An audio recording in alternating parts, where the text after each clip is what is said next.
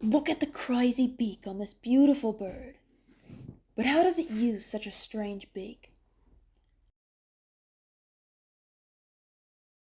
On this episode of Animal Analysis, Recurvirostra Americana, the American Avocet.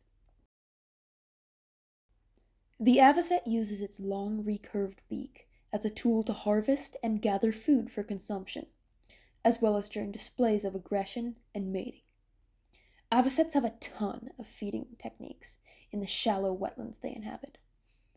One of the main methods of food capture involves the avocet using its beak like a scythe, swiping along the mud to capture large quantities of its main prey of small invertebrates and small fish, as well as seeds. In deeper waters, avocets apply the bill's length in methods known as plunging and pecking to gather prey from the water column and deeper mud, as seen here. In addition to these main methods, avocets also use their bills to catch flies midair, scrape prey off rocks, and even filter prey, such as Daphnia, out of the water.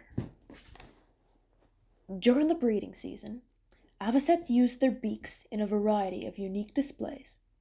One such display, known as a circling display, as shown here, involves one pair and an unpaired individual, or two pairs, crouching and facing each other, with their bills coming to a point in the middle, while the avocets all make loud trumpeting sounds. It is believed that this is a communicative display, instigated when an individual or pair arrives near the territory of an already established pair. After the circling display, if the new pair is tolerated, they will stake a territory nearby and begin to construct a nest. During the breeding season, American avocets have a bright cinnamon orange on their head and neck. By the end of August, they will have transitioned from the alternate plumage to their non-breeding basic plumage, where the head and neck are fully white.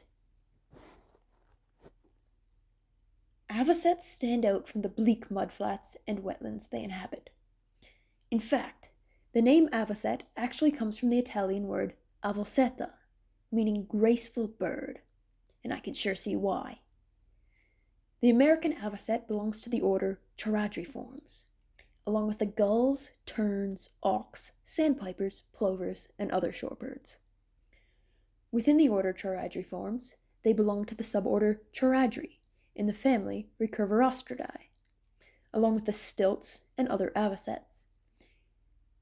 That family is sister to a clade containing the ibisbill and the oyster catchers, with the plovers sister to the clade formed by that pairing. The genus Recurvirostra, the Avocets, contains just 4 species: the American Avocet from North America, the Andean Avocet from the Central Andes, the red-necked Avocet from Australia, and the pied avocet from Eurasia and Africa. One fossil species, Recurvirostra sanctinelliboli, found in 1978 in France, dates back to the late Eocene, that is, roughly 30 million years ago. And since the thin, fragile bones of birds make them difficult to preserve as fossils in most conditions, we are unable to estimate exactly when avocets first split from the stilts and from the other birds. 2 more avocet species found in California and Arizona date to the Miocene, that's 5 to 20 million years ago. The modern American avocet is considered conspecific with the avocet fossils dating to the Pleistocene, roughly 10,000 to 2.6 million years ago. These fossils are actually common within California's tar pits. Within the range of the American avocet, there are no species you'd likely confuse with the American avocet due to their unique body shape and plumage. The closest species would be the black-necked stilt, shown here, but their plumage differences are quite significant. The American avocet breeds in wetlands across inland western North America, with them migrating to Mexico, Cuba, and the southern United States in the winter, as shown on this map. Avocets, as well as their close relatives, the stilts, face many conservation concerns throughout the world. Habitat loss and pollution are the biggest threats to this amazing family of birds. As wetlands are destroyed or contaminated by fertilizers, causing eutrophication and algal blooms, making wetlands uninhabitable. unsuitable as nesting sites, or by pesticides that kill or infect aquatic animals the avocets prey upon, causing buildups in their systems, resulting in health concerns. The pied avocet actually has been wiped out of most of its range in Europe, and the American avocet was extirpated from most of eastern North America by the beginning of the 1900s. Though the American avocet population currently seems to be stable at roughly 450,000.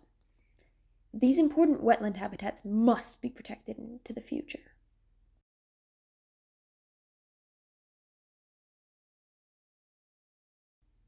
American avocets are an incredibly interesting species. Until next time, on Animal Analysis.